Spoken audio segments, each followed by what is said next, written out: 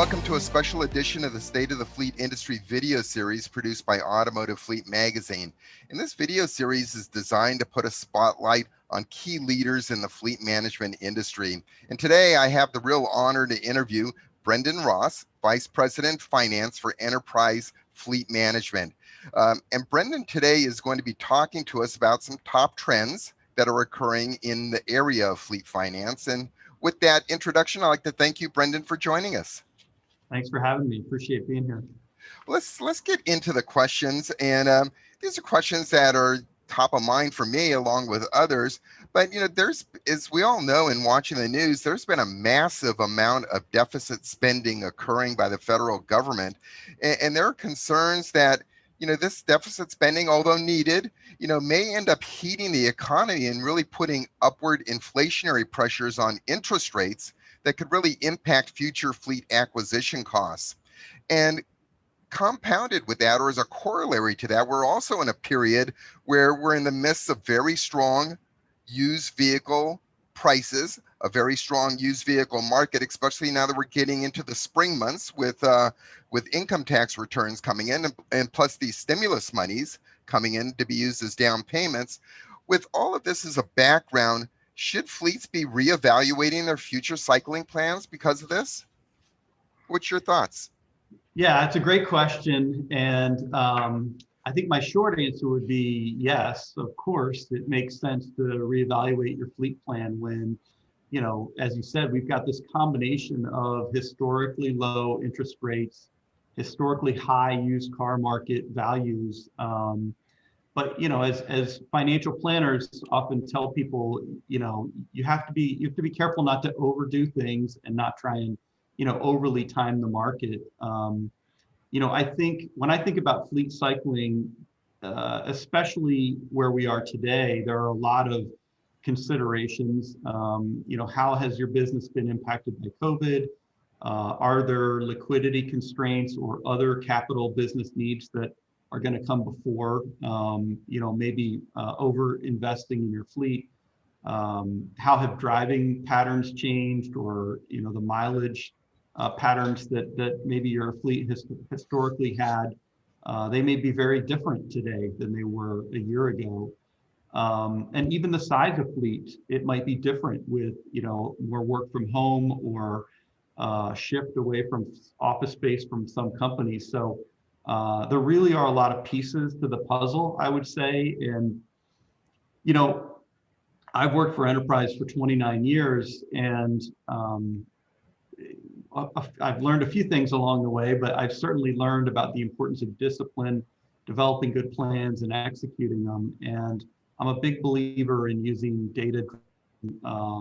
data-driven plan to make sure that we're considering all of the factors from acquisition costs through the life of the vehicle and the final disposal, to really determine the optimal time to cycle your fleet, reduce the bottom line and really help optimize the fleet as it relates to the business. So I think over the life of the business, there are going to be fluctuations in the rate environment, fluctuations in the used car market. We can't really control those.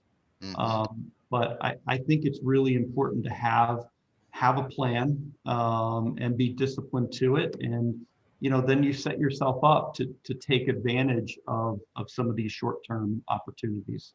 Okay, so continually reevaluate cycling plans, don't overreact, and plan ahead so you can move with the market then. Is that a good summary? Absolutely.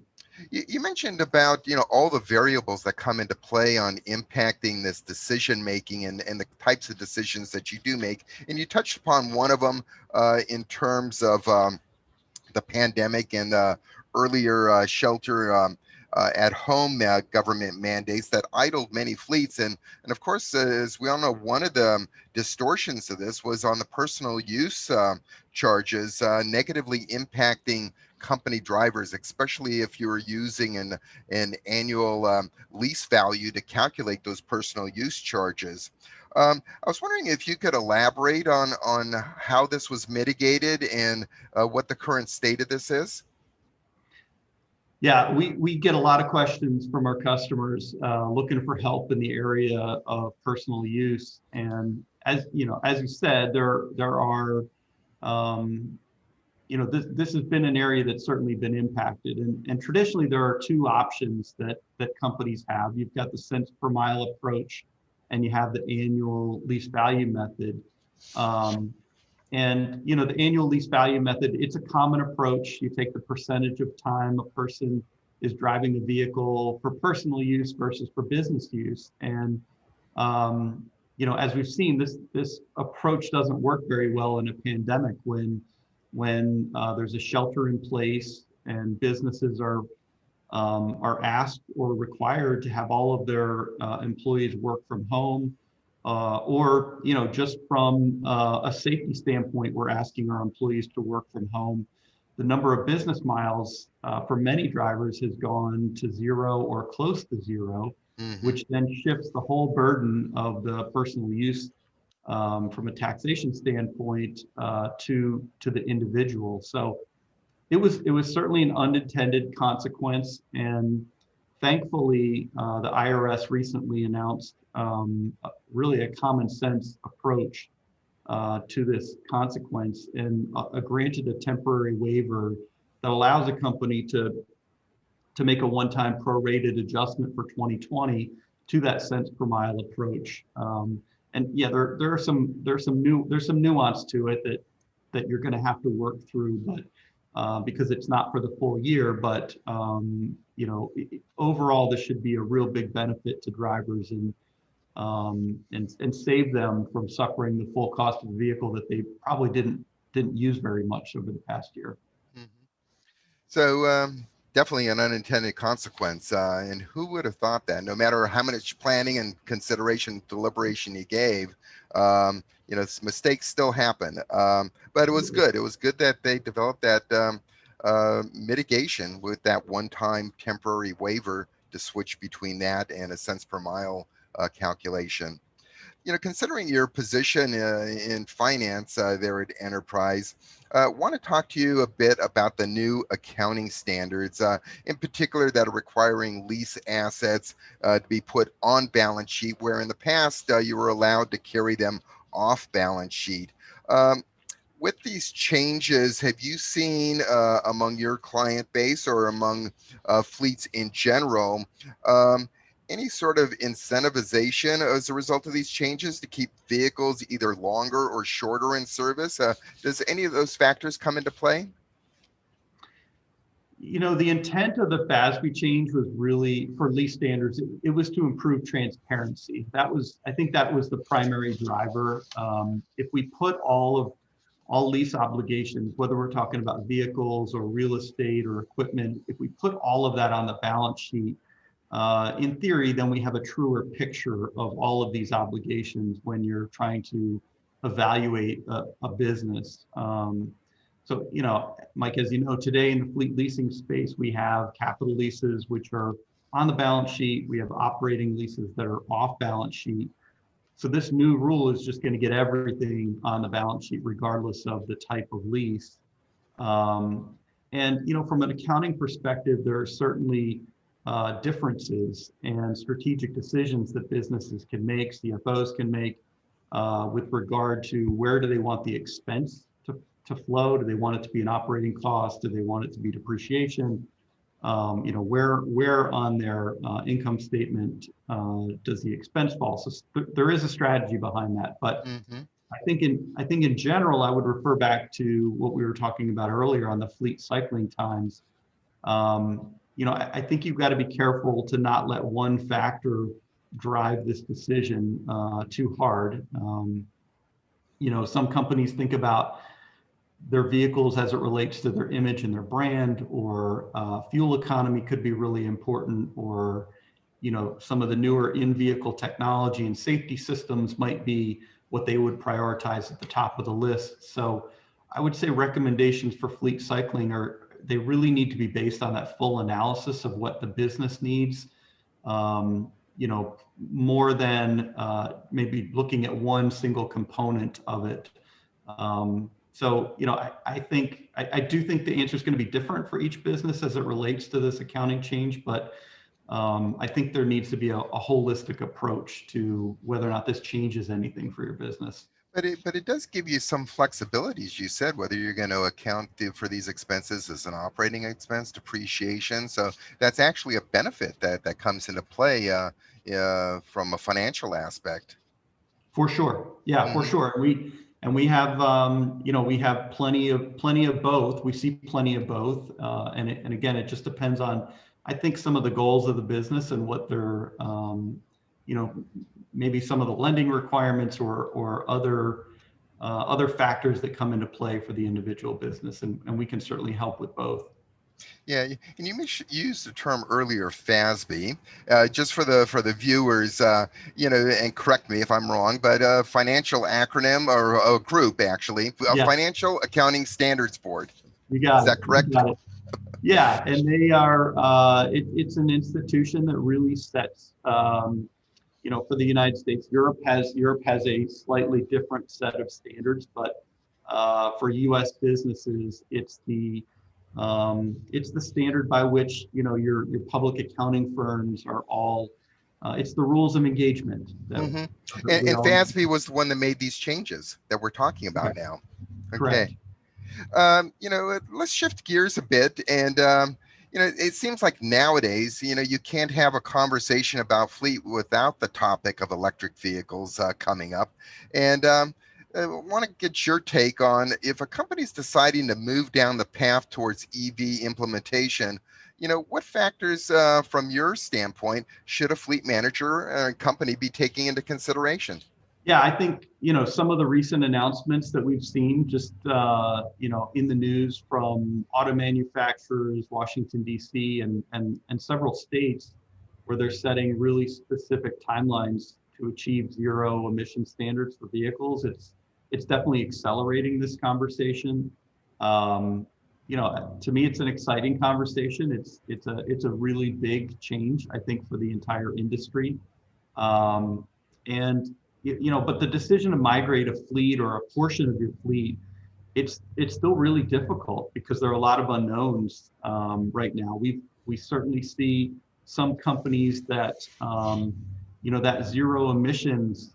It's so important to them from a philosophy or a branding perspective. They're willing to be an early adopter, recognizing there are some unknowns that still exist. But I think for most, they need some help trying to work through some of these questions about, daily mileage capacity of an EV or how long it's going to take to charge, what would be the cost to install, and what's involved with adding charging stations at a place of work.